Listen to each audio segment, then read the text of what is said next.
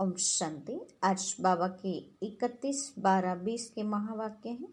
सबसे पहले हम मुरली का सारांश सुनेंगे। आज बाबा ने हम बच्चों को ईश्वरीय मिशन का बताया, क्योंकि बाबा ने कहा तुम सबको ईश्वर का बनाते हो,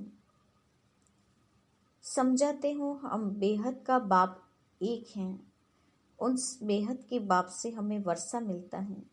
लौकिक बाप को याद करें, लेकिन पारलौकिक बाप को जास्ती याद करना पड़े। लौकिक बाप से तो अल्पकाल का वर्षा मिलता है, यहाँ बेहद के बाप से सदाकाल का और बेहद का वर्षा मिलता है। साथ ही बाबा ने कहा कि कर्मेंद्रियों की जो चंचलता है वो सिल्वर एज तक तुम्हारा पुरुषार्थ पहुँचेगा, त्रेता की शतोष्टेज तक आ जाएगा तो बाबा ने कहा चंचलता बंद हो जाएगी। कर्मेंद्रियां अभी चंचलता करती हैं, अंत में वश हो जाएगी। तुम सबकी रिटर्न जर्नी है। कर्मेंद्रियों को शांत बनाना है। कोई भी छिपाकर ऐसा कर्म न करो जिससे आत्मा पतित बन जाए। साथ ही बाबा ने कहा कि तुम बच्चों को एक आंख में शांति धाम, एक आंख में सुखधाम होना चाहिए। अंत में बाबा ने कहा तुम्हारे सामने तूफान आएंगे, उस समय तुम्हारी अवस्था का पता चलेगा। ऐसा कर्म नहीं करेंगे जिससे विकर्म जास्ती बने, उस पर भी अटेंशन होना चाहिए। बाप को याद करना है और सबको कराना है। रचना से कभी वर्षा नहीं मिल सकता, इसलिए रचयिता बाप को जरूर याद करना है, क्योंकि वर्षा उसी से ही मिल सकता है। साथ ही बाबा ने कहा आत्मा अपने बाप को याद करे, इसी को अव्यभिचारी याद कहा जाता है। ऐसे नहीं कि हमें शरीर की संभाल नहीं करनी है, अंदर में ये समझना है कि पुरानी खाल है, इनको अब छोड़ना है। ये शरीर पुराना जड़ जड़ीभूत है, अभी इनसे क्या ममत्व रखना। ये सारी हैं ज्ञान की बातें। बाकी शरीर की संभाल करना भी जरूरी है, क्योंकि इसी शरीर में रहते हमें पुरुषार्थ भी करना है। याद में रहते रहते तुम शरीर छोड़ सकते हो। बाप को पूरा याद करना है। याद में रहेंगे, स्वदर्शन चक्रधारी बनेंगे तो कहाँ भी रहते तुम उच्च पद पा सकते हो। बाकी इंडिविजुअल मेहनत करेंगे तो उच्च पद भी पाएंगे। फाइनल रिजल्ट में अभी थोड़ा टाइम है, तो अभी नई दुनिया भी तैयार हो रही है। अभी कर्मतीत अवस्था हो जाए तो बाबा ने कहा सूक्ष्म वतन में रहना पड़ेगा, तो सूक्ष्म वतन में रहकर फिर जन्म भी लेना पड़ता है। आगे चलकर तुमको ये सारी गुह्य बातों का साक्षात्कार भी हो जाएगा। अपने को घाटे में नहीं डालना है, उसका चार्ट भी देखना है और विशाल शालीन बुद्धि बनकर ज्ञान का दान कर महादानी बनना है। संकल्पों की गति धीरे रखनी है ताकि संकल्प शक्तिशाली बने और स्थिति भी शक्तिशाली बना सकें। तो ये था आज की मुरली का सारांश। अब हम मुरली की शुरुआत करते हैं। मीठे बच्चे, तुम्हारी यह ईश्वरीय मिशन है। तुम सबको ईश्वर का बनाकर उन्हें बेहद का वर्षा दिलाते हो। बाबा ने कहा कि यह ईश्वरीय मिशन है और तुम सबको ईश्वर का बनाकर बेहद का वर्षा दिलाते हो। आज का प्रश्न है, कर्मेंद्रियों की चंचलता समाप्त कब होगी? उत्तर है, जब तुम्हारी स्थिति सिल्वर एज तक पहुंचेगी, अर्थात जब आत्मा त्रेता की सतोष्टेज तक पहुंच जाएगी तो कर्मेंद्रियों की चंचलता बंद हो जाएगी। अभी तुम्हारी रिटर्न जर्नी है, इसलिए कर्मेंद्रियों को वश में रखना है। कोई भी छिपाकर ऐसा कर्म नहीं करना जो आत्मा पतित बन जाए। अविनाशी सर्जन तुम्हें जो परहेज बता रहे हैं उस पर सदा चलते रहो। गीत है, मुखड़ा देख ले प्राणी जरा दर्पण में, कितने पाप किए हैं, कितने पुण्य, जरा देख ले अपने दर्पण में। ओम शांति। रूहानी बच्चों प्रति रूहानी बाप समझा रहे हैं, न सिर्फ तुम बच्चों को, जो भी रूहानी बच्चे प्रजापिता ब्रह्मा मुखवंशावली हैं, वह जानते हैं हम ब्राह्मणों को ही बाप समझाते हैं। पहले तुम शूद्र थे, फिर आकर ब्राह्मण बने हो। बाप ने वर्णों का भी हिसाब समझाया है। दुनिया में वर्णों को भी समझते नहीं, सिर्फ गायन है। अभी तुम ब्राह्मण वर्ण के हो, फिर तुम देवता वर्ण के बनेंगे। विचार करो, यह बात राइट है? जज योर सेल्फ। हमारी बात सुनो और भेंट करो। शास्त्र जो जन्म जन्मांतर सुने हैं और जो ज्ञान सागर बाप समझाते हैं, उनकी भेंट करो। राइट क्या है? ब्राह्मण धर्म अथवा कुल बिल्कुल भूले हुए हैं। तुम्हारे पास विराट रूप का चित्र राइट बना हुआ है, इस पर समझाया जाता है। बाकी इतनी भुजाओं वाले चित्र जो बनाए हैं और देवियों को हथियार आदि बैठ दिए हैं, वह सब है रॉन्ग। यह भक्ति मार्ग के चित्र हैं। इन आंखों से सब देखते हैं परंतु समझते नहीं। कोई की ऑक्यूपेशन का पता नहीं है। अभी तुम बच्चों को अपनी आत्मा का पता पड़ा है और 84 जन्मों का भी मालूम पड़ा है। जैसे बाप तुम बच्चों को समझाते हैं, तुमको फिर औरों को समझाना है। शिव बाबा तो सबके पास नहीं जाएंगे ना, जरूर बाप के मददगार चाहिए ना। इसलिए तुम्हारी है ईश्वरीय मिशन। तुम सबको ईश्वर का बनाते हो, समझाते हो। वह हम आत्माओं का बेहद का बाप है। उनसे बेहद का वर्षा मिलेगा। जैसे लौकिक बाप को याद किया जाता है, उनसे भी जास्ती पारलौकिक बाप को याद करना पड़े। लौकिक बाप तो अल्पकाल के लिए सुख देते हैं, लेकिन बेहद का बाप बेहद का सुख देते हैं। यह अभी आत्माओं को ज्ञान मिलता है। अभी तुम जानते हो 3 बाप हैं, लौकिक, पारलौकिक और अलौकिक। बेहद का बाप अलौकिक बाप द्वारा तुमको समझा रहे हैं। इस बाप को कोई भी जानते नहीं। ब्रह्मा की बायोग्राफी का किसको पता नहीं है? उनका ऑक्यूपेशन भी जानना चाहिए ना। शिव की, श्री कृष्ण की महिमा गाते हैं, बाकी ब्रह्मा की महिमा कहाँ? निराकार बाप को जरूर मुक्त तो चाहिए ना, जिससे अमृत दे। भक्ति मार्ग में बाप को कभी यथार्थ रीति याद नहीं कर सकते हैं। अभी तुम जानते हो, समझते हो, शिव बाबा का रथ यह है। रथ को भी श्रृंगार करते हैं ना, जैसे मोहम्मद के घोड़े को भी सजाते हैं। तुम बच्चे कितना अच्छी रीति मनुष्य को समझाते हो। तुम सभी की बड़ाई करते हो, बोलते हो तुम यह देवता थे, फिर 84 जन्म भोग तमोप्रधान बने हो, अब फिर सतोप्रधान बनना है, तो उसके लिए योग चाहिए। परंतु बड़ा मुश्किल कोई समझते हैं। समझ जाए तो खुशी का पारा भी चढ़े, समझाने वालों का तो और ही पारा चढ़ जाए। बेहद के बाप का परिचय देना कोई कम बात है क्या? समझ नहीं सकते, कहते हैं यह कैसे हो सकता है। बेहद के बाप की जीवन कहानी सुनाते हैं। अब बाप कहते हैं, बच्चे पावन बनो। तुम पुकारते थे ना, ही पतित पावन आओ। गीता में भी मन मना भव अक्षर हैं, परंतु उनकी समझाने कोई के पास है नहीं। बाप आत्माओं का ज्ञान भी कितना क्लियर समझाते हैं। कोई शास्त्रों में यह बातें हैं नहीं, बल कहते हैं आत्मा बिंदी हैं, भ्रुकुटी के बीच स्टार हैं, परंतु यथार्थ रीति किसी की बुद्धि में नहीं है। वह भी जानना पड़े।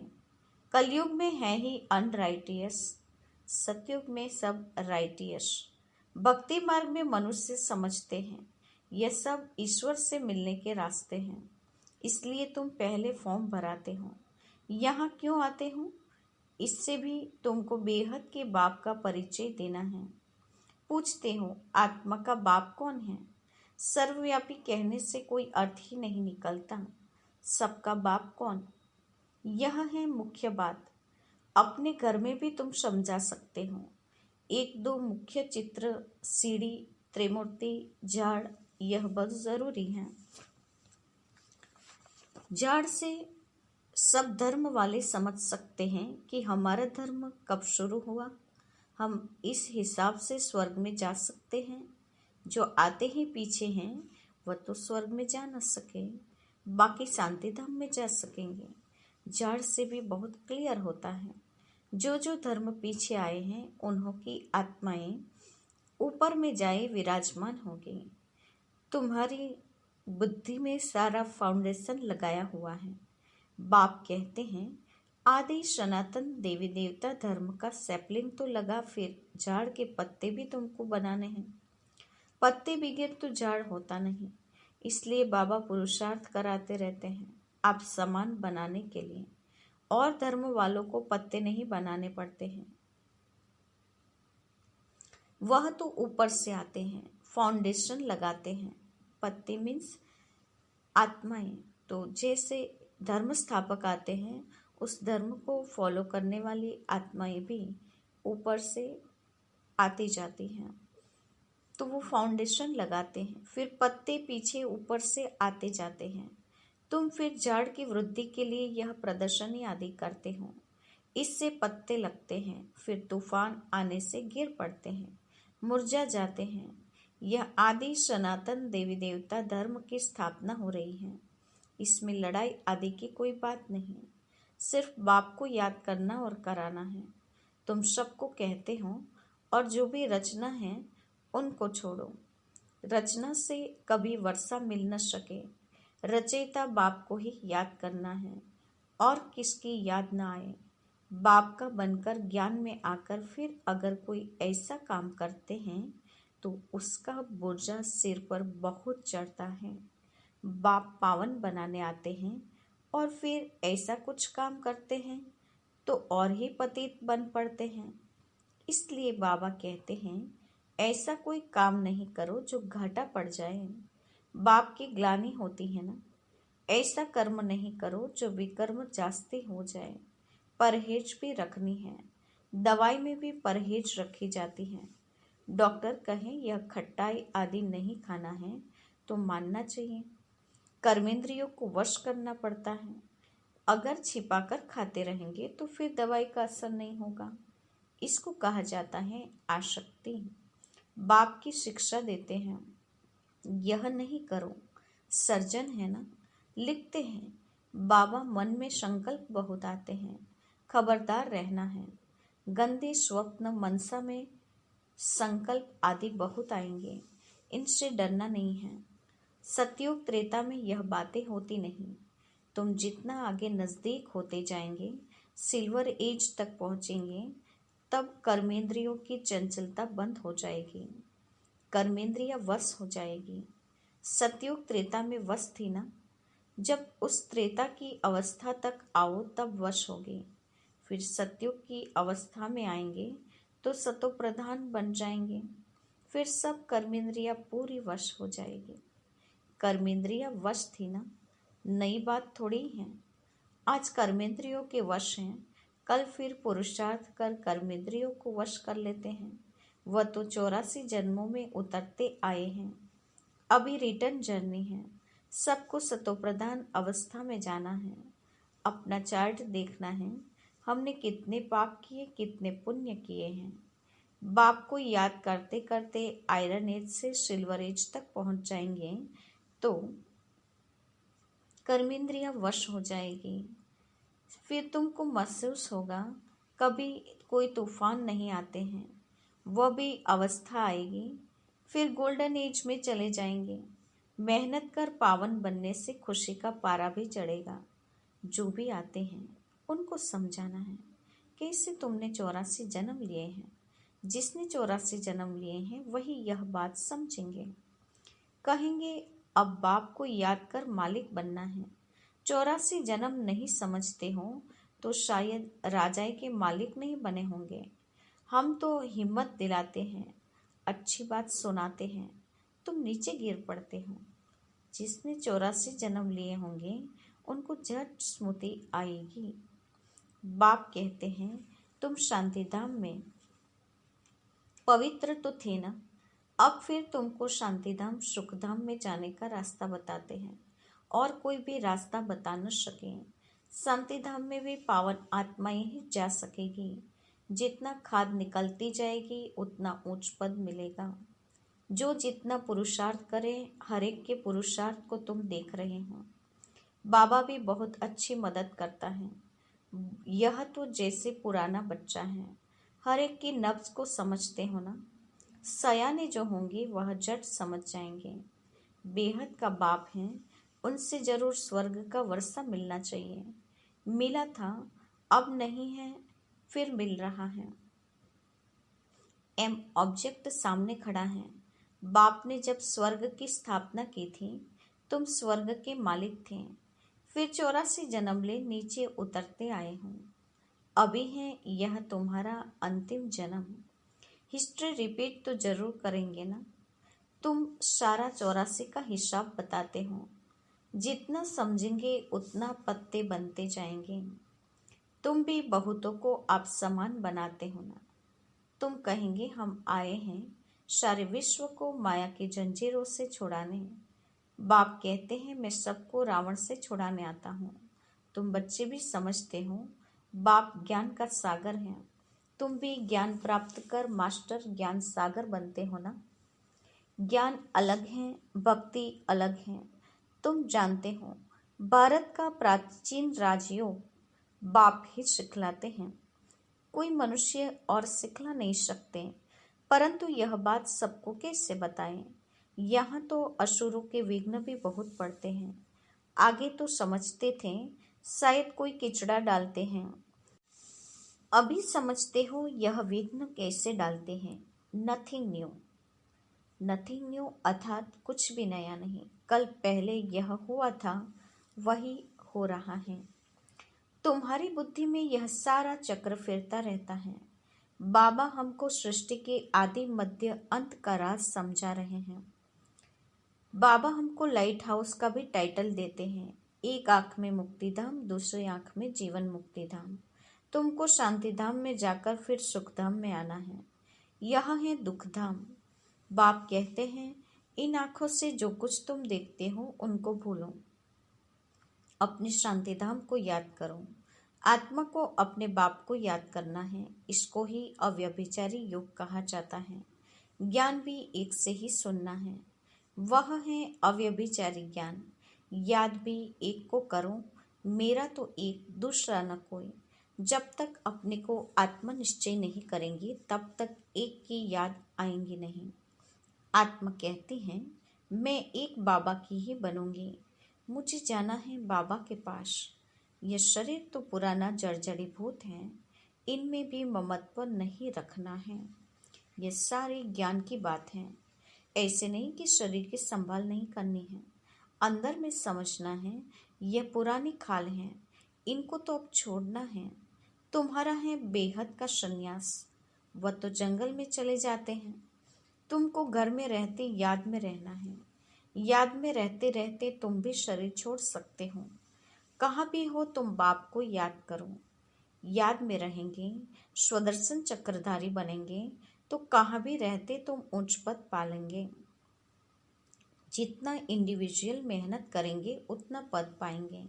घर में रहते भी याद की यात्रा में रहना है। अभी फाइनल रिजल्ट में थोड़ा टाइम पड़ा है, फिर नई दुनिया भी तैयार चाहिए ना। अभी कर्मातीत अवस्था हो जाए तो सूक्ष्म वतन में रहना पड़े। सूक्ष्म वतन में रहकर भी फिर जन्म लेना पड़ता है। आगे चलकर तुमको सब साक्षात्कार होगा। अच्छा, मीठी मीठी सेकेलदे बच्चों के प्रति माता पिता बाप दादा को याद प्यार और गुड मॉर्निंग। रूहानी बाप की रूहानी बच्चों को नमस्ते। हम रूहानी बच्चों के रूहानी माता पिता बाप दादा को याद प्यार और नमस्ते। पूरी मुरली का धारणा युक्त मुख्य सार। पहली पॉइंट, एक बाप से ही सुनना है, एक की ही अव्यभिचारी याद में रहना है। इस शरीर की संभाल रखनी है लेकिन ममत्व नहीं रखना है। दूसरा, बाप ने जो परहेज बताए हैं उसे पूरा पालन करना है। कोई भी ऐसा कर्म नहीं करना है जो बाप की ग्लानि हो जाए, पाप का खाता बने। अपने को घाटे में नहीं डालना है। आज का वरदान है, अपनी विशाल बुद्धि रूपी तिजोरी द्वारा ज्ञान रत्नों का दान करने वाले महादानी भव। अपनी विशाल बुद्धि रूपी तिजोरी द्वारा ज्ञान रत्नों का दान करने वाले महादानी भव। बुद्धि सभी कर्मेंद्रियों में शिरोमणि गाई हुई है। जो विशाल बुद्धि है अर्थात जिनकी बुद्धि शालीम है, उनका मस्तक सदा चमकता है, क्योंकि बुद्धि रूपी तिजोरी में सारा ज्ञान भरा हुआ है। वे अपने बुद्धि रूपी तिजोरी से ज्ञान रत्नों का दान कर महादानी बन जाते हैं। तुम बुद्धि को सदा ज्ञान का भोजन देते रहो। बुद्धि अगर ज्ञान बल से भरपूर है तो प्रकृति को भी योग बल से ठीक कर लेती है। सर्वोत्तम बुद्धि वाले संपूर्ण ज्ञान से सर्वोत्तम कमाई कर वैकुंठ की बादशाही प्राप्त करते हैं। तो बाबा ने कहा, जो विशाल बुद्धि है, शालीम बुद्धि है, वो ज्ञान रत्नों का दान कर महादानी बनते हैं, प्रकृति को भी योगदान पहुंचाकर ठीक कर सकते हैं, और सर्वोत्तम बुद्धि वाले भी सर्वोत्तम कमाई कर वैकुंठ की बादशाही प्राप्त कर सकते हैं। तो सारी बात है बुद्धि पर। आज का स्लोगन है, शक्ति स्वरूप स्थिति का अनुभव करना है तो संकल्पों की गति को धैर्यवत बनाओ। शक्ति स्वरूप स्थिति का अनुभव करना है तो संकल्पों की गति को धैर्यवत बनाओ। आज की मुख्य पॉइंट्स हैं। आज विशेष बाबा ने हम बच्चों को बताया है कि ये तुम्हारी ईश्वरीय मिशन चल रही है, जिसमें तुम बेहद के बाप से बेहद का वर्षा प्राप्त कर रहे हो। ज्ञान सागर बाप समझाते हैं अभी राइट क्या है, राइट बात बाबा अभी बता रहे हैं। बाबा ने कहा कि बेहद का बाप अलौकिक बाप द्वारा तुमको ये सारी बातें समझा रहे हैं। ब्रह्मा की बायोग्राफी का भी किसी को पता नहीं है, ब्रह्मा की महिमा क्या है वो भी पता नहीं है। बाप अभी पूरा परिचय देते हैं, नहीं तो हम यथार्थ रीति याद भी नहीं कर सकते।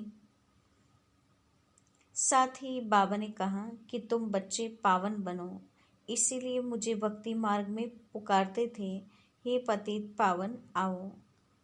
तुम सब सतयुग में तो राइटियस थे, अभी कलयुग में अनराइटियस बन गए हो। तो अभी बाबा राइट मार्ग ऊपर हम सब बच्चों को ले जा रहे हैं। साथ ही बाबा ने कहा कि कर्मेंद्रियों को भी शीतल बनाना है। कर्मेंद्रियां पूरी वश हो जाएगी जब तुम सतोप्रधान बन जाएंगे। कर्मेंद्रियां अभी वश कर रहे हो, कल पुरुषार्थ कर कर्मेंद्रियां वश कर लेंगे। आज कर्मेंद्रियां वश नहीं है। बाबा ने साथ ही बताया कि तुम्हारी ये रिटर्न जर्नी है, इसीलिए सबको सतोप्रधान अवस्था में जाना है। अपना चार्ट खुद देखना है कि हमने कितने पाप किए हैं, कितने पुण्य किए हैं। अपनी चेकिंग खुद करो, तब तुम्हें महसूस भी होगा। साथ ही बाबा ने कहा, तूफान आता है तो उस समय अवस्था का पता पड़ता है। बाबा ने कहा, पावन बनने की तुम बच्चों को खुशी होनी चाहिए।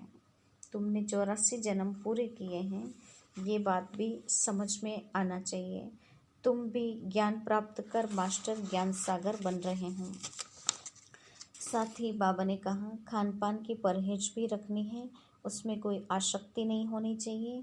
शरीर की भी पूरी बाबा ने कहा संभाल करनी है। ऐसा कोई कर्म नहीं करना है जिससे बाप का नाम भी बदनाम हो। साथ ही बाबा ने कहा, विशाल बुद्धि बन के तिजोरी द्वारा ज्ञान रत्नों का दान करने वाले महादानी बनना है और वैकुंठ की बादशाही को प्राप्त करना है। और यदि शक्तिशाली स्थिति को चाहते हो तो संकल्पों की गति को धैर्यवंत अर्थात के संकल्पों की गति स्लो होने चाहिए। जितने संकल्प कम होंगे उतने शक्तिशाली होंगे। जितने संकल्प ज़्यादा चलेंगे तो वो संकल्प शक्तिशाली नहीं हो सकते हैं। अर्थात अपने संकल्पों पर अटेंशन जरूरी है। अच्छा, ओम शांति।